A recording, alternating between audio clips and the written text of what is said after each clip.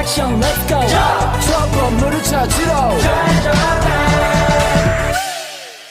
Assalamualaikum warahmatullahi wabarakatuh. Perkenalkan, kami dari kelompok 12. Di sini kami akan menjelaskan tentang diagram alir proses pengolahan air. Baiklah, sebelum masuk ke video materi, izinkan saya memperkenalkan nama-nama kelompok saya. Yang pertama yaitu saya sendiri, Cinta Putri Panggabean. Yang kedua ada Revanzer Insani. Dan yang ketiga ada Muhammad Ibrahim Najaf. Baiklah, langsung saja kita masuk ke video berikut. Tahapan pengolahan air proses. Tahapan pengolahan air proses membutuhkan pompa. Pompa di sini berfungsi untuk memompa air dari sungai. Pompa ini dapat menyaring untuk mencegah masuknya kotoran berukuran besar dalam pompa.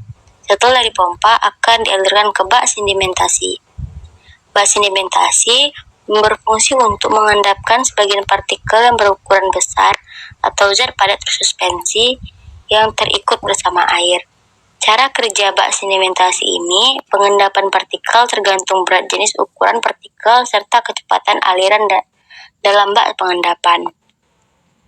Setelah dari bak sedimentasi dilanjutkan ke flokulator. Flokulator ini berfungsi sebagai tempat pencampuran bahan kimia dan tahapan awal flokulasi. Dilakukan injeksi bahan kimia melalui pipa inlet flokulator. Setelah dari flokulator dilanjutkan ke clarifier. Clarifier ini berfungsi untuk pengadukan lambat dengan agitator yang berfungsi sebagai alat untuk mempercepat pembentukan flok sekaligus mencegah flok terpecah kembali. Setelah dari clarifier, lalu dialirkan ke clear well. Clear well ini berfungsi untuk mengendapkan partikel padat dan bakteri yang tersisa dalam air setelah tahap awal pemurnian.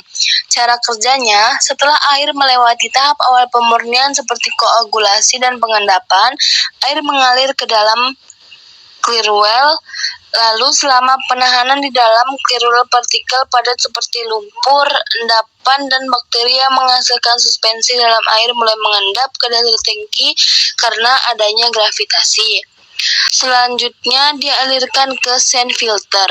Sand filter merupakan saringan yang digunakan pada pengolahan air proses. Sand filter ini berfungsi untuk menyaring suatu cairan yang mengandung zat yang tersuspensi sehingga terpisah antara cairan dan padatannya. Cara kerja sand filter adalah di satu lapisan terdapat media pasir dan karbon aktif, lalu alirkan air yang ingin disaring. Saat mengalir melalui media filtrasi, zat padat yang tidak larut akan melekat pada media, sedangkan air jernih akan terkumpul di bagian dasar dan mengalir melalui pipa menuju reservoir. Lalu dialirkan ke filter water storage. Filter water storage berfungsi sebagai tempat penampungan air bersih. Cara kerja filter water storage, air yang telah melewati tahap awal pemurnian dialirkan melalui media filtrasi berupa pasir atau batu kerikil. Saat air mengalir melalui media filtrasi, partikel padat yang tersuspensi dalam air terperangkap di dalam media filtrasi, dan air yang telah melalui media filtrasi dianggap lebih bersih dan bebas dari partikel padat yang dapat mengotori atau mengganggu kualitas air. Filter water storage digunakan karena dapat membantu menghilangkan partikel pada kotoran dan zat yang tersuspensi dalam air. Lalu dialirkan ke cation exchanger. Cation exchanger berfungsi untuk mengikat kation yang terdapat pada air keluaran dari carbon filter dengan menggunakan resin penukar kation. Cara kerja cation exchanger adalah larutan yang mengalir akan dialirkan kembali ke bagian atas cation exchanger menuju ke bawah yang bertujuan untuk merapikan kembali posisi resin serta membawa keluar asam sulfat yang masih terdapat pada resin. Setelah cation exchanger, selanjutnya adalah anion exchanger. Anion exchanger ini berfungsi untuk melepas ion-ion negatif seperti sulfat, klorida, dan karbonat dengan menggunakan resin. Sama seperti resin penukar kation, resin penukar anion juga lama-kelamaan akan jenuh sehingga harus dilakukan regenerasi. Proses regenerasi resin penukar anion sama dengan regenerasi pada resin penukar kation. Hanya Hanya saja pada resin penukar anion membutuhkan pemanasan dengan media steam. Hal ini disebabkan karena reaksi NaOH dan resin tidak bisa berlangsung tanpa pemanasan. Biasanya proses regenerasi dilakukan secara two-bed atau kation dan anion. Proses regenerasi anion menggunakan soda kaustik 45% yang telah dilakukan dalam caustic dissolving tank. Setelah keluar dari anion exchanger berupa air yang masih tinggi nilai konduktivitas dan silikanya, kemudian dimasukkan ke mixed bed exchanger. Di mixed bed exchanger ini terdapat dua resin sekaligus, yaitu resin penukar kation dan anion. Mixed bed exchanger ini akan mengikat ion-ion yang lolos dari proses sebelumnya. Pada diamine plant terdapat dua unit mixed bed exchanger. Alat ini biasanya memiliki rentang waktu untuk proses regenerasi yang lebih lama dari kation dan anion exchanger, yaitu sekitar 20 hari atau setelah galon mencapai 55.000 meter kubik. Konduktivitas sekitar 0,25 ohms dan kadar silika sekitar 0,01 ppm. Regenerasi pada mixed bed exchanger ini memiliki tahapan proses yang sama dengan kation dan anion exchanger. Hanya saja ada satu langkah tambahan, yaitu pencampuran resin dalam tangki dengan air mix. Proses injeksi kaustik dilakukan dari bagian atas tangki, sementara injeksi asam sulfat dari bagian bawah tangki. Hal ini disebabkan karena berat jenis resin penukar kation lebih besar daripada resin penukar anion, sehingga posisi resin penukar kation akan berada di bagian bawah tangki. Setelah mixed bed exchanger, selanjutnya adalah carbon filter. Carbon filter berfungsi untuk mengurangi kandungan zat warna pada air, bau, serta rasa dengan penambahan media karbon aktif. Karbon aktif atau arang aktif ditambahkan ke dalam air. Pada proses ini, arang aktif atau karbon aktif akan menyerap zat pengubah warna pada air, bau, serta rasanya. Selanjutnya adalah deaerator. Deaerator berfungsi untuk mengurangi oksigen dan CO2 pada air yang akan dapat mengakibatkan terjadinya korosi pada pipa boiler. Semakin rendah temperatur air, kelautan oksigen makin tinggi. Hal ini berarti oksigen sulit untuk terlepas dari air, sehingga nilai oksigen terlarut akan tinggi. Sebaliknya, jika temperatur air tinggi, maka kelarutan oksigen menurun. Hal ini berarti oksigen mudah terlepas dari air dan kandungan oksigen menjadi kecil. Deaerator terdiri dari dua drum.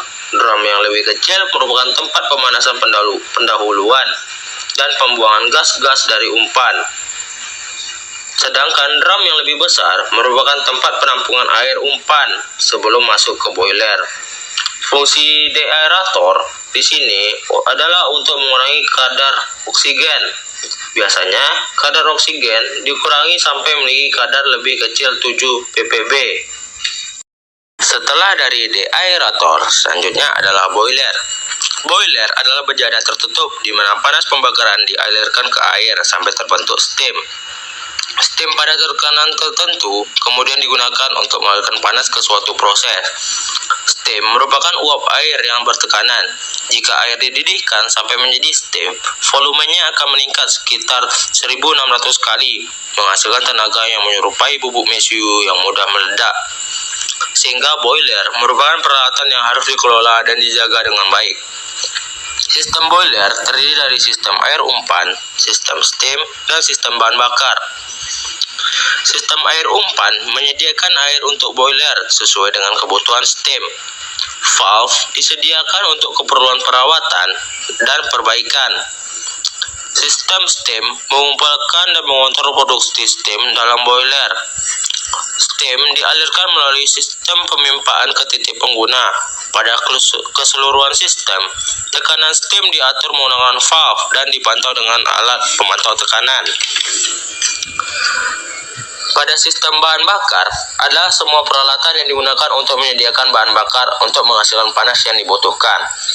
Peralatan yang diperlukan pada sistem bahan bakar tergantung jenis bahan bakar yang digunakan pada sistem.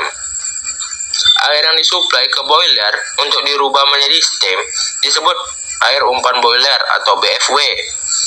Dua sumber air umpan yaitu kondensat dan air make-up yang harus diumpankan dari luar ruang boiler dan plan proses. Untuk mendapatkan efisiensi boiler yang lebih tinggi, digunakan economizer untuk memanaskan awal air umpan boiler atau BFW. Untuk memenuhi kebutuhan steam, air umpan boiler diuapkan di dalam boiler sesuai dengan kondisi suhu dan tekanan steam yang diinginkan. Agar tidak terjadi kesulitan di dalam boiler, maka zat-zat yang terkandung dalam air umpan boiler perlu dihilangkan atau diminimalkan. Zat-zat yang dapat menyebabkan kerusakan pada boiler adalah zat terlarut, zat padat tidak terlarut, garam-garam, kalsium, dan magnesium, zat organik, silika, sulfat asap bebas, dan oksida. Itu saja dari proses pengolahan air untuk umpan boiler. Sekian, terima kasih. Wassalamualaikum warahmatullahi wabarakatuh.